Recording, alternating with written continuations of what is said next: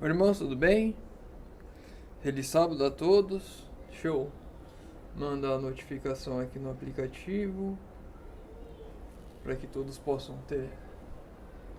entrar. Apesar de eu ter avisado, é sempre bom notificar.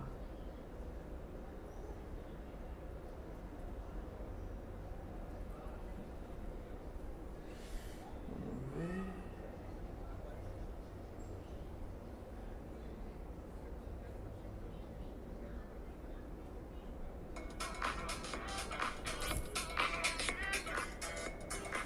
Isso daqui é o anúncio que eu vou acompanhar aqui pelo aplicativo também. Legal. Pelo YouTube para ver quantas pessoas estão.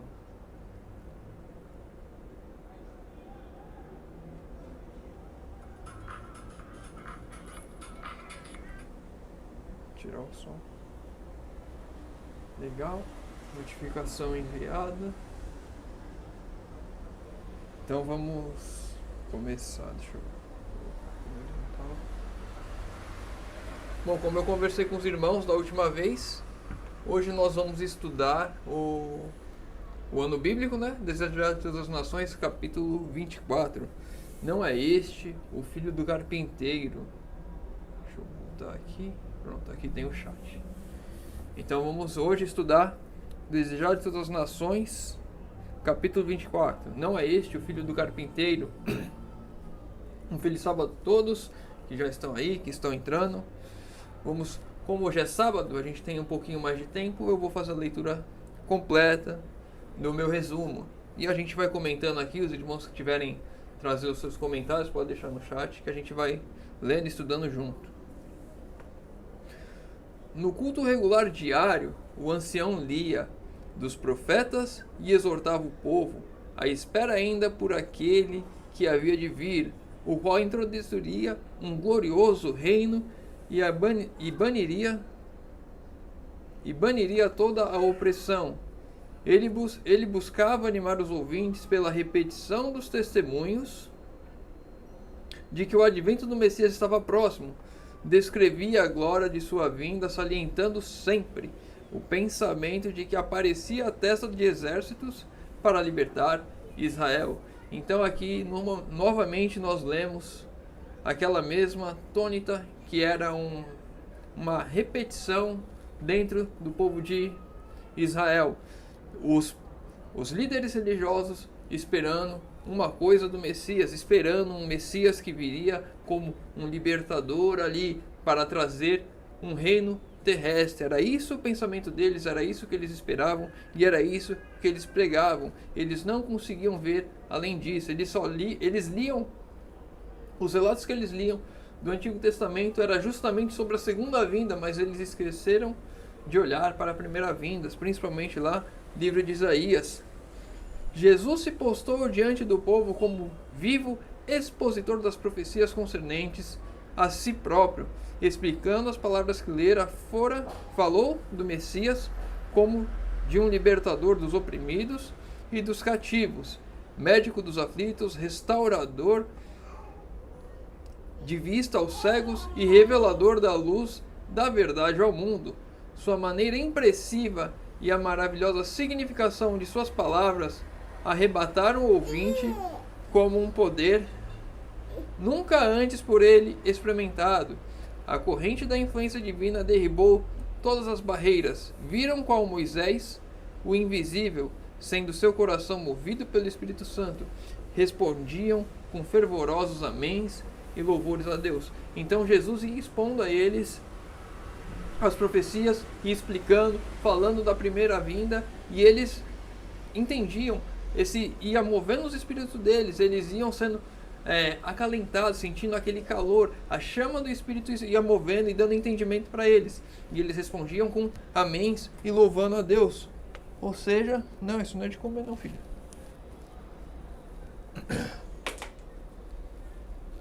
Então eles estavam ali aceitando, entendendo as profecias do Messias.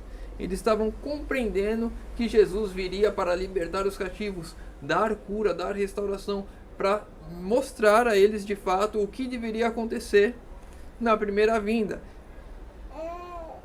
Continuando. Mas quando Jesus anunciou: hoje se cumpriu essa escritura em vossos ouvidos, foram de repente levados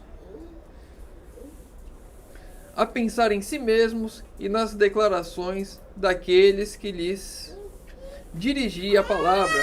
Eles, israelitas, filhos de Abraão, haviam sido representados como em servidão. E agora aqui algo que entra em choque com toda a cultura judaica, como eles estariam em servidão, como eles estariam sendo servos, como eles estariam sendo oprimidos. Eles não se viam e não queriam se enxergar na situação espiritual que eles se encontravam. E Jesus estava deixando isso claro para eles. Eles precisavam de uma libertação espiritual, eles precisavam de um novo nascimento. Tinham-se-lhes dirigido como presos a serem libertos do poder do mal, como em trevas e necessidade de luz da verdade. Seu orgulho ficou ofendido, despertaram-se-lhes os temores. As palavras de Jesus indicavam que sua obra por eles havia de ser de toda diversa do que desejavam. Então agora aqui entra o choque, a realidade com o que eles esperavam. Eles esperavam uma coisa, mas quando eles se veem na situação espiritual em que eles se encontravam, quando eles se veem ali como oprimidos do pecado, como cativos do pecado, como sofredores, eles não queriam estar naquela posição e eles começam a rejeitar a mensagem. Então entra aqui um ponto interessante, importante para mim e para você. Não devemos nunca rejeitar a mensagem, não devemos nunca, pelas nossas vidas, pelas nossas fraquezas, pelas nossas dificuldades, nos afastarmos daquilo que é a palavra de Deus. Porque quando a palavra de Deus entrou em choque com a realidade deles, eles se afastaram, eles recuaram. As palavras de Jesus indicavam que sua obra por eles havia de ser de todo diversa do que desejavam. Seus atos deviam ser intimamente examinados. Não obstante sua exatidão nas cerimônias exteriores, recuaram da inspeção daqueles puros e penetrantes olhos. Eles estavam muito focados no exterior e esqueceram do interior. Esqueceram daquilo que de fato eles tinham que olhar. Em vez de olhar para as suas vidas como tortas, olhando para Cristo, aquele que podia endireitar suas vidas, não. Eles estavam cada vez mais se afastando, porque eles não queriam olhar os erros em que andavam. Conquanto sua vida, aqui falando de Jesus, conquanto sua vida houvesse sido sem mancha, não poderiam crer que fosse o prometido. Que contraste entre seu ensino a respeito do novo reino e o que tinham ouvido dos anciãos. Jesus nada dissera quanto a libertá-los dos romanos. Tinham ouvido falar de seus milagres e esperavam que seu poder fosse exercido para proveito deles. Não tinham visto, porém, nenhum indício nesse sentido. E aqui, oi irmã, bem-vinda, feliz sábado. Aqui eles está falando justamente do povo de Nazaré, o povo onde Jesus nasceu. Eles não conseguiam ver em Cristo, em Jesus, que eles conheceram desde pequenininho, como o prometido que havia de vir. E justamente ainda ele falando falando, dando uma outra visão do que seria a segunda vinda, que era diferente da visão que os líderes religiosos davam, como um libertador do povo dos romanos. Eles esperavam uma coisa e viram outra. E Jesus ensinando, eles tendo conhecimento desde pequeno, foi dando descrédito a eles. Mas contudo eles queriam que os milagres de Cristo. Eu quero as bênçãos do Senhor para mim, para meu proveito próprio, para mim usar da minha maneira, e recuso tudo aquilo que vem com mudança. Eu quero bênção e não quero reforma. Eu não quero estudar, não quero me aproximar, não quero me sacrificar. Eu só quero, é só o vem a mim. Ao abrirem a porta à dúvida, o coração endureceu-lhes tanto mais quanto se havia por momentos abrandado. Satanás decidira que os olhos cegos não se abriram naquele dia, nem almas cativas seriam postas em liberdade. Com intensa energia operou para confirmar na incredulidade. No momento em que eu e você colocamos em dúvida a palavra, estamos fazendo como aqueles que viram Cristo crescer. eles encerraram o coração para a verdade. Os olhos deles não se abriram, eles se encerraram em trevas, porque eles ficaram incrédulos, porque eles não queriam acreditar, eles não queriam aceitar, eles se afastaram a todo instante.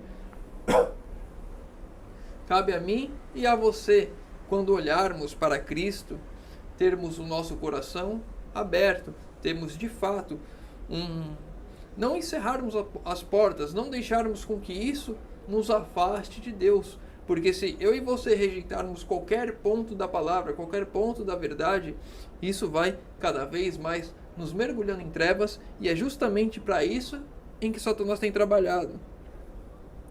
Por essa referência à vida dos profetas, Jesus foi ao encontro das dúvidas de seus ouvintes.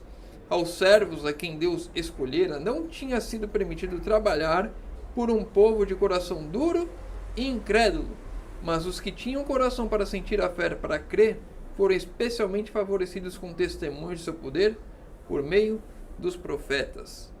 Então, a vida dos profetas estava testificando de Jesus. Quando Jesus expôs aquilo que os profetas falavam, principalmente Isaías, mostrando que ele era o prometido, entrava em conflito com aquilo que eles entendiam, e eles não aceitavam os testemunhos. Cabe a mim e a você, eu e você hoje, aceitarmos todo o testemunho, sem colocar, sem tirar nada, principalmente tirar, porque hoje tudo queremos adaptar ao nosso eu, então modificamos um ponto, retiramos outro ponto. Cabe a mim e a você fazermos toda a vontade de Deus, não só um pouco, não acima do que pede, porque então aí eu estarei como os fariseus, colocando um fardo em cima da palavra. Nossa posição diante de Deus depende não da quantidade de luz que temos recebido, mas do uso que fazemos da que possuímos. Assim mesmo, o pagão que prefere o direito na proporção em que lhe é possível distingui-lo, acha-se em condições mais favoráveis do que tem grande luz e professam servir a Deus, mas desatendem a essa luz e por sua vida diária contradizem sua profissão de fé. Então, eu e você que conhecemos a palavra, temos uma responsabilidade muito maior do que aqueles que não conhecem. Eu e você que entendemos o momento em que estamos vivendo, que sabemos a mensagem que temos de pregar, que temos essa luz, se nós rejeitamos ela, nós somos mais culpados do que aqueles que não têm. Muitas pessoas que estão aí, vamos dizer assim, em trevas, elas vivem mais fiéis à pouca luz que elas têm do que muitos de nós que temos muita luz e rejeitamos boa parte dela. Devemos viver conforme a luz que recebemos, atendendo a toda a luz, não só parte dela, fazendo toda a vontade de Deus. Vamos lá, continuando. As palavras de Jesus a seus ouvintes na sinagoga foram um golpe na raiz de sua justiça própria, impressionando-os com a atroz verdade de que se haviam separado de Deus e perdido o direito de ser seu povo. Cada palavra cortava como faca, ao ser-lhes apresentada a sua verdadeira condição. E essas palavras devem sim ser uma repreensão para nós, hoje, o povo de Deus, o povo remanescente, o último Elias, o terceiro Elias, o Elias profético, aquele que há de preparar o caminho para o segundo advento de Jesus. Eu e você, que temos essa luz, devemos viver toda a luz e não acharmos que, por sermos o povo de Deus, podemos fazer e agir conforme queremos. Essa verdade, essa palavra corta como faca, porque ela machuca quando nós escutamos e não aceitamos, quando não queremos. Quando Jesus se referiu às bênçãos dadas aos gentios, o feroz orgulho nacional de seus ouvintes despertou, e suas palavras foram sufocadas num tumulto de vozes. Este povo se orgulhava de observar a lei, mas agora que seus preceitos foram ofendidos, estavam dispostos a cometer homicídio. Muitas vezes, dentro dos nossos templos, as pessoas estão olhando muito para si, muito para a igreja verdadeira, a igreja que tem a mensagem verdadeira, que guarda os mandamentos de Deus e esquece que a igreja não deve se encerrar dentro da igreja. Devemos sim pregar para as pessoas aí fora, sem distinção. Aquele ali vai para macumba, então não vou pregar para ele. Aquele ali vai para outra igreja lá, não vou pregar. Aquele ali fuma, não vou pregar para ele. Quando fazemos isso, estamos sendo exatamente como os judeus de antigamente, se colocando acima das outras pessoas, porque temos mais luz. E como nós já vimos agora, quanto mais luz, mais responsabilidade temos, mais devemos ser fiéis àquela luz, e mais devemos pregar e levar essa luz a outros também. A assembleia levantou-se e, lançando as mãos de Jesus, expulsaram-no da sinagoga e da cidade. Todos pareciam ansiosos de destruí-lo. E quantos não querem destruir as mensagens que temos hoje, porque não aceitam, não querem mudar a vida, não querem fazer uma reforma na sua vida? O reavivamento, o nascimento de novo do Espírito Santo em nós vai trazer reformas, porque vamos fazer mudanças, não porque nós queremos, porque nós somos bons, não, porque o Espírito Santo vai nos levar a isso. Mas o reavivamento é como uma chama, um isqueiro, quando você vai acender uma fogueira. Se você não alimentar, ele se apaga.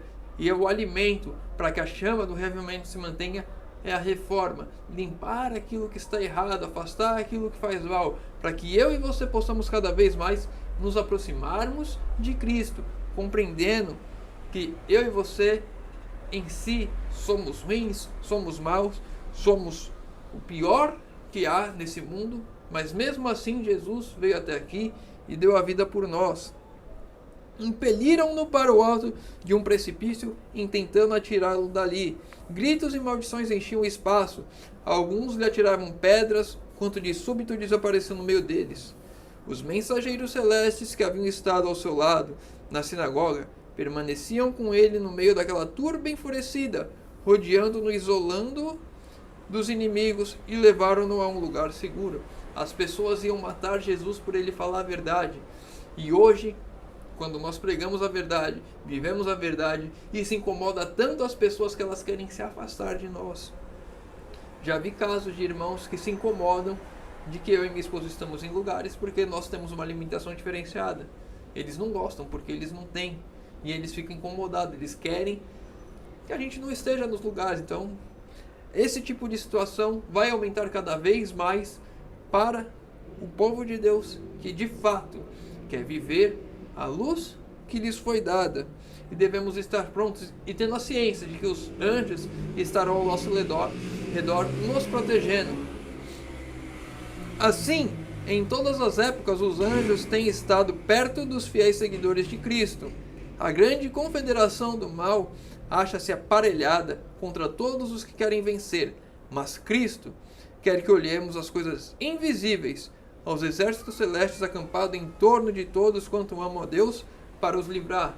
Aqui, novamente, mostrando claro, Deus está por nós, os exércitos celestiais estão ao nosso redor para nos proteger. De perigos visíveis e invisíveis temos sido protegidos mediante a intervenção de anjos. Jamais saberemos até que a luz da eternidade as providências de Deus nos sejam reveladas. Saberemos então que toda a família celestial estava interessada na família aqui de baixo, e que mensageiros do trono de Deus dia a dia nos assistiam os passos. Deus está protegendo a mim e protegendo a você, irmão. Tenha confiança nisso, confie em Deus. Não se desespere com relação às coisas que lhe abalam nesse mundo. Há muita coisa ruim nesse mundo, querendo sim nos abalar a confiança em Deus, mas Deus é por nós, Deus está nos protegendo, os anjos estão ao nosso redor para nos guardar. Assim como fizeram com Jesus, assim o Espírito de Profecia nos confirma que estão hoje, nos guardando os passos, para que eu e você não fiquemos aqui sozinhos, isolados, e nós só teremos conhecimento de tantas vezes ao qual fomos guardados quando nós chegarmos na eternidade. Clamavam juízos contra os pagãos, não discernindo que a sua própria culpa era ainda maior que a deles. achavam-se eles próprios em profunda necessidade daquela misericórdia que recusavam aos gentios. Eu e você não somos melhores que ninguém. Temos que ter ainda mais a misericórdia de Deus, porque eu e você sabemos toda a verdade. E se eu e você não vivemos a verdade, então somos mais culpados do que os pagãos que não conhecem. Eu e você devemos orar e interceder pelos outros da mesma forma como intercedemos por nós. Não é porque uma pessoa está perdida em drogas, está perdida nas relações sexuais ilícitas, que eu e você somos melhores que elas. Eu e você, por termos mais luz, quanto mais luz, mais nós vemos a necessidade que eu e você temos de mudança. Mais eu e você vemos o contraste que há entre a nossa natureza caída e a natureza de Deus. Em um trecho de profecia diz que mesmo os anjos são impuros próximos a Deus. Imagina nós, que nascemos com uma natureza totalmente caída. Eu e você temos sim que termos toda a misericórdia de Deus e não olhar para os outros subjugando, achando que somos melhores em alguma coisa, porque eu vou para a igreja e eu guardo os mandamentos de Deus. Isso é o mínimo que eu e você temos que fazer com a luz que temos. Temos de fazer muito mais com essa luz. Mas mesmo então, não queriam admitir que este homem, que fora criado com eles, fosse diverso ou maior que eles próprios. Ainda eram inflamados pela amarga recordação de que, ao mesmo tempo que afirmava ser ele próprio prometido, lhes havia na verdade recusado um lugar em Israel, pois lhes mostrara serem menos dignos do favor de Deus do que um homem e uma mulher pagãos. Devido à incredulidade deles, o Salvador não poderia operar muitos milagres. Apenas uns poucos corações se abriram à bênção, e relutante partiu para nunca mais voltar. Eu e você podemos afastar totalmente Jesus das nossas vidas, Jesus da nossa casa, quando nós olhamos para o nosso próprio eu, quando o nosso ego está acima das coisas, quando nós olhamos com olhos terrenos para aquilo que estamos aqui nessa terra, mas devemos olhar, assim como Cristo, com os olhos de amor, de compaixão, de misericórdia pelas pessoas, de buscar ajudar. Jesus veio aqui para libertar as pessoas da escravidão, para libertar do jugo que eles sentiam, do pecado, os fardos que carregavam. E assim eu e você também somos chamados a isso, para ajudar as pessoas a se afastarem dessas coisas, não julgando eu e você sermos melhor e ignorar as pessoas que estão ao nosso redor. A incredulidade, uma vez acariciada, continuou a dominar os homens de Nazaré. Assim imperou ela no Sinédrio e na nação. Para os sacerdotes e o povo, a primeira rejeição da demonstração do poder do Espírito Santo foi o começo do fim. Para mostrar que sua primeira resistência era justa, continuaram sempre, posteriormente, a contestar as palavras de Cristo. Que exemplo, né? Eu errei uma vez, para não admitir o meu erro, eu continuo errando, eu bato firme naquela tecla. Esse é o pior pensamento que eu e você podemos ter. Esse é o nosso ego inflado que nos leva a isso, a nos acharmos melhores do que todo mundo, a acharmos que eu e você somos dignos de alguma coisa, acharmos que eu e você somos infalíveis porque conhecemos a verdade, porque temos essa luz, quando na verdade eu e você temos a maior necessidade de nos arrependermos e de nos entregarmos a Cristo, de fazermos toda a vontade de Deus e não só uma parte, rejeitar outra. Eu e você temos que ter um cuidado especial com isso, porque aqueles líderes religiosos, eles conheciam a verdade e quando eles viram que estavam errando, eles ficaram com medo de admitir o erro e por isso continuaram errando. Eu e você, quando vermos o nosso pecado, devemos admitir o nosso pecado e não o cometer mais. Como Cristo andelava abrir a Israel os preciosos tesouros da verdade, mas tal qual era a sua cegueira espiritual, que se tornava impossível revelar-lhes a verdade concernentes ao seu reino. Apegavam-se a seu credo e às suas cerimônias inúteis, quando a verdade do céu aguardava ser por eles aceita. Gastavam dinheiro em palhas e cascas, quando tinham ao seu alcance o pão da vida. A cegueira espiritual muitas vezes nos leva ao afastamento de Cristo. E isso se dá normalmente pelo nosso ego. O nosso eu nos cega às verdades espirituais, a todas as verdades espirituais. Quanto mais eu deixo o meu eu crescer, o meu ego inflando, eu vou cada vez mais ficando mais cego para tudo aquilo que me abre. E quanto mais eu tenho contato com a palavra, quanto mais eu me entrego a Deus, quanto mais eu aceito a luz que eu tenho, essa luz vai crescendo e eu vou vendo cada vez mais que eu preciso de mais mudança. Uma irmã perguntou em um vídeo, eu não sei se eu já respondi esse vídeo, já respondi já.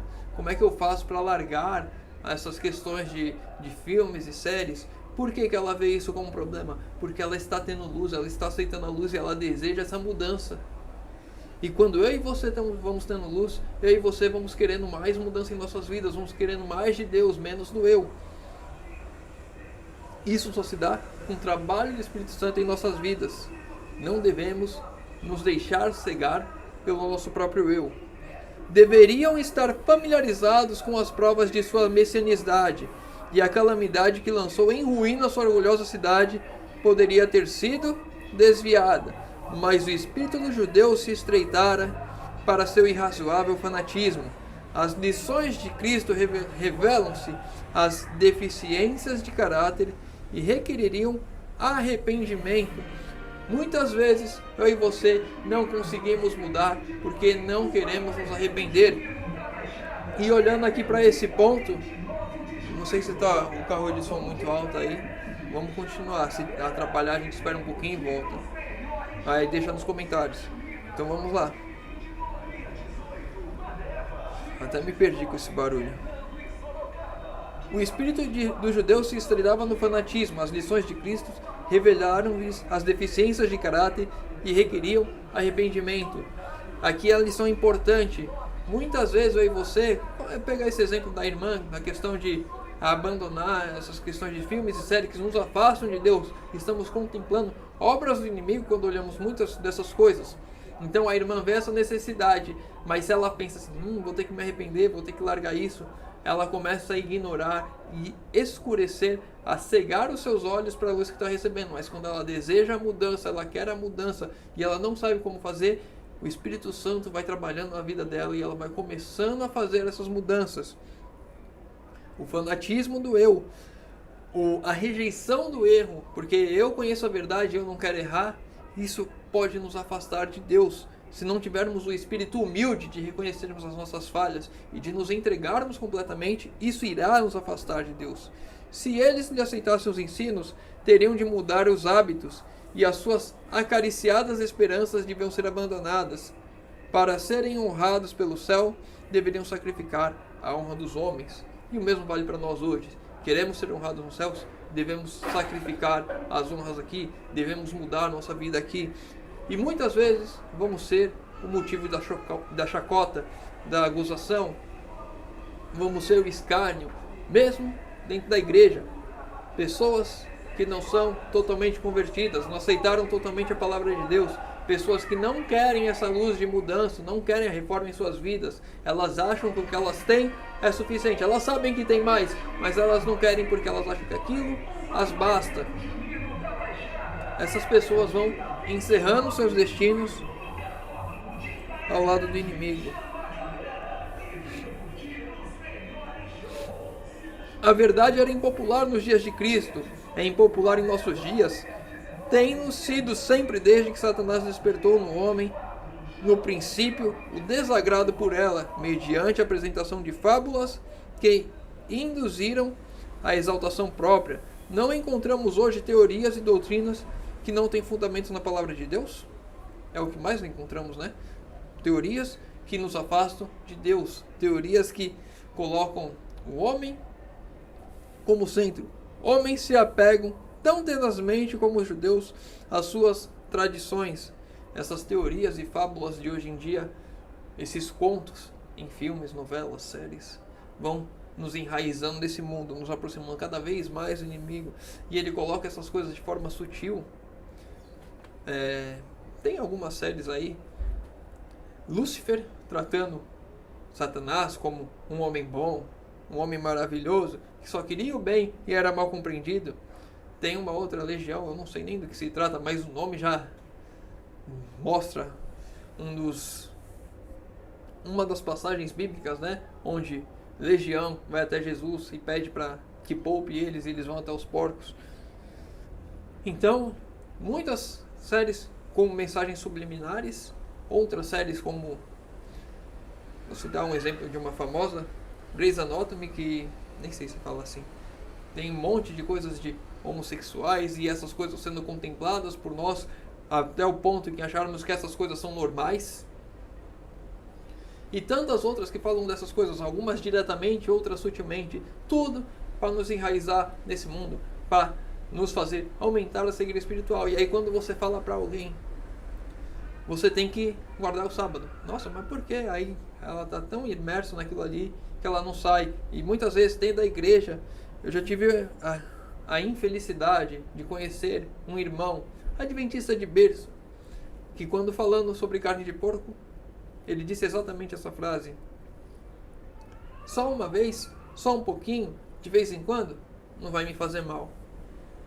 E é essas coisas que não nos levando cada vez mais à destruição.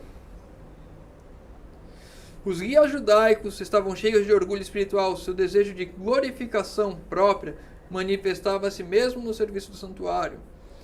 E não é assim hoje. Muitas pessoas... Boa tarde, irmã Maleide. Feliz sábado.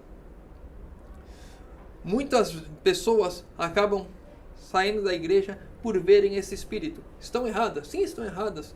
Mas esse espírito está dentro da igreja. E é um conflito ali dentro da igreja. Alguns querendo fazer a verdade, alguns querendo seguir a verdade, e outros com o seu espírito de exaltação própria. E por aí vai. Uma cantora da nossa igreja saiu da igreja porque fazia coisas erradas, e faz coisas erradas, e fala coisas erradas na internet. E aí ela saiu e falou: mas na igreja é tudo muito ruim, todo mundo sabia dos meus pecados e tentava cobertar, e todas as pessoas com cada vez mais querendo se glorificar e crescer mais com o meu carro, o meu relógio, as minhas roupas de marca, e por aí vai, cada um querendo ser melhor que o outro. E cabe a nós, eu e você, que temos a verdade, que sabemos e compreendemos o momento que estamos vivendo, de sermos o diferente nesse mundo, de fazermos diferente. Amavam as saudações nas praças e satisfaziam-se com as publicações dos seus títulos por lábios de homens. À medida que declinavam a verdadeira piedade, tornavam-se mais zelosos com suas tradições e cerimônias. Ou seja, as tradições, as cerimônias, o nome dele na boca do povo. Era isso que era importante para os líderes religiosos daquela época. Ser um pastor conhecido, onde todas as pessoas falam. Era isso que era importante, era isso que eles viam. E é isso que devemos nos desviar. Não deixar que o nosso eu seja exaltado. Você prega bem? Que bom. Para a honra e glória de Deus. Você canta bem? Maravilha. Para a honra e glória de Deus. Não para exaltação própria. Você tem posses, você tem o dinheiro para ficar comprando roupas de marca, você não precisa ficar exibindo isso para os seus irmãos. Esse tipo de coisa cria essa briga dentro da igreja. Cria esse choque, cria essa disputa em que alguns querem fazer à vontade e outros não. E isso vai afastando cada vez mais pessoas da verdade. Mas não era apenas a ausência de glória exterior na vida de Jesus que levou os judeus a rejeitá-lo, porque eles esperavam um Messias que fosse igual eles eram, ególatra, uma pessoa cheia de si, uma pessoa que viria, se fosse nos dias de hoje, a pessoa que chegaria com o carrão na igreja, com as roupas bonitas. Era isso que eles esperavam do Messias.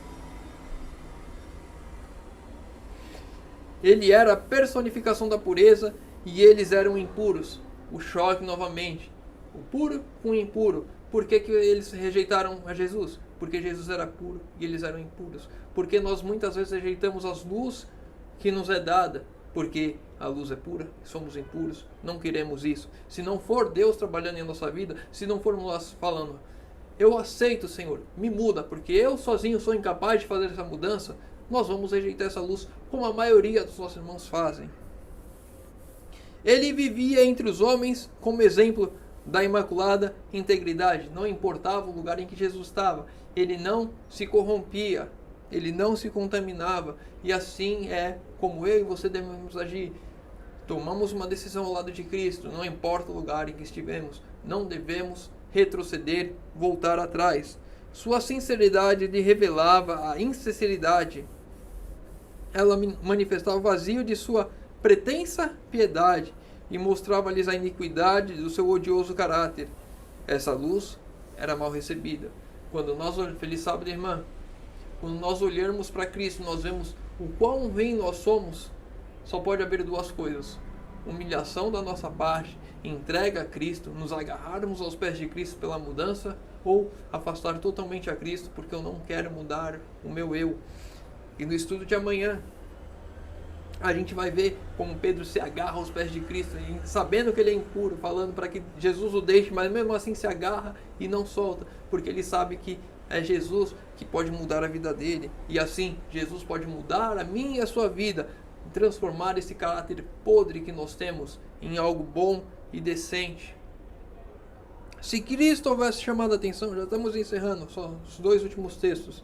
Se Cristo houvesse chamado a atenção para os fariseus e lhes exaltasse o saber e a piedade, tê-lo-iam saudado com alegria. Se Jesus viesse e começasse a inflamar o ego deles, nossa, como vocês são bons, como vocês fazem coisas maravilhosas, eles teriam recebido a Jesus e teriam aceitado o Salvador.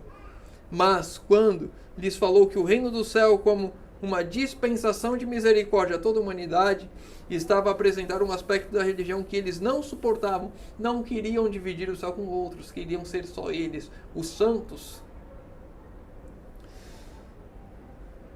Seu próprio exemplo e ensino nunca haviam sido de molde a tornar desejável o serviço de Deus. O exemplo e o serviço dos fariseus tornava o serviço de Deus indesejável.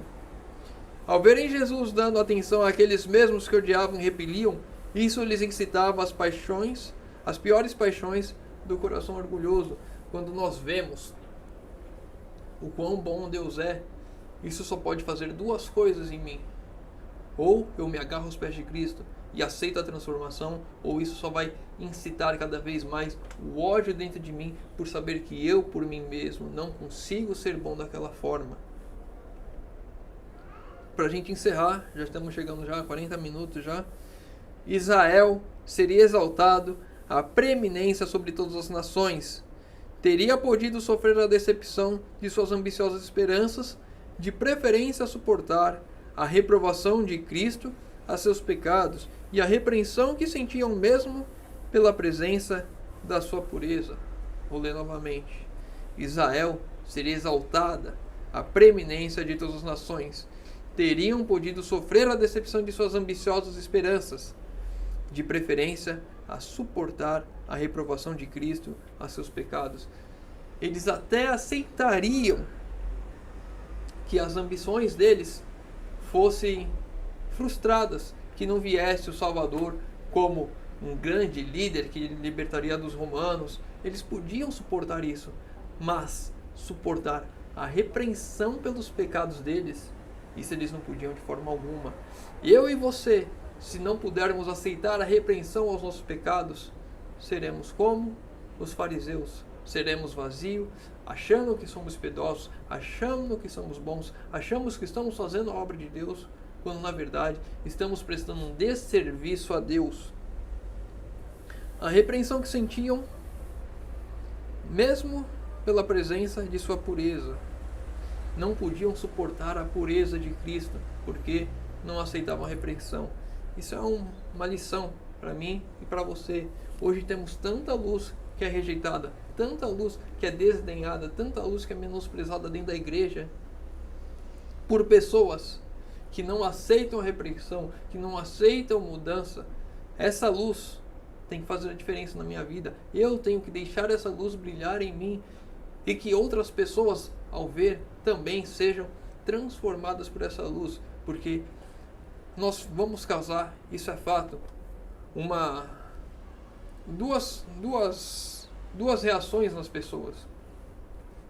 Assim como Jesus, aquelas que, ao verem o exemplo, elas querem essa mudança para mim também.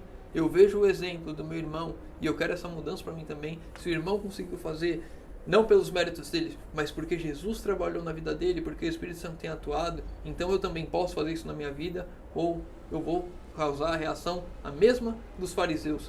Eu não aceito essa repreensão, eu não aceito essa mudança, eu não vou fazer e eu prefiro matá-los do que mudar eu mesmo.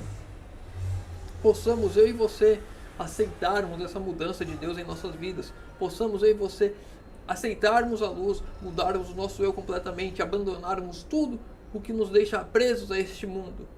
E quando eu digo tudo, é tudo. Nada pode ser mais importante do que Cristo. Nada pode me prender aqui. Nada pode ser mais importante do que fazer a vontade de Deus. Não vou conseguir sozinho, obviamente, mas a partir do momento que eu desejo isso e eu permito que o Espírito Santo trabalhe em minha vida, assim poderei eu cumprir. Hoje nós não tivemos muitos comentários, então a gente já vai estar encerrando por aqui. Se o irmão ficou com alguma dúvida, ou aqueles que estão assistindo posteriormente, deixa nos comentários que eu vou ler, vou responder. Se tem alguma outra coisa que o irmão queira acrescentar, deixa nos comentários também, que aí a gente vai ler e vai estudar e crescer juntos. Os pedidos de oração, deixa nos comentários, não teve nenhum no canal, no chat aqui, então deixa nos comentários que eu vou estar orando por todos os pedidos que tiverem. Para a gente encerrar, vamos encerrar com uma oração. Senhor Deus, Pai amado, obrigado, Senhor, porque mais uma vez podemos abrir a Tua Palavra, estudar e nesse dia de sábado compreender, Senhor, que o nosso eu pode ser a nossa maior ruína aqui nessa terra, Pai amado. Pai querido, te pedimos que o Senhor, por favor, nos ajude a tirarmos esses nossos desejos, cortarmos as raízes desse mundo, que apenas o Senhor pode fazer essas coisas em nossas vidas. O nosso desejo cabe a nós, e muitas coisas são possíveis a nós, Senhor, mas aquilo que é impossível, transforme, atue em nossa vida para que consigamos fazer isso. Temos a certeza da proteção celestial nos nossos caminhos e que o Senhor, por favor, nos mantenha, possamos, através da nossa vida, ser um louvor aqui nessa terra, Senhor amado. Que toda a luz que temos, que o Senhor nos ajude a aceitarmos e a cumprir, Senhor. Te pedimos isso em nome de Jesus. Amém. Meu irmão, um bom restante de sábado, fica com Deus e que Deus te abençoe.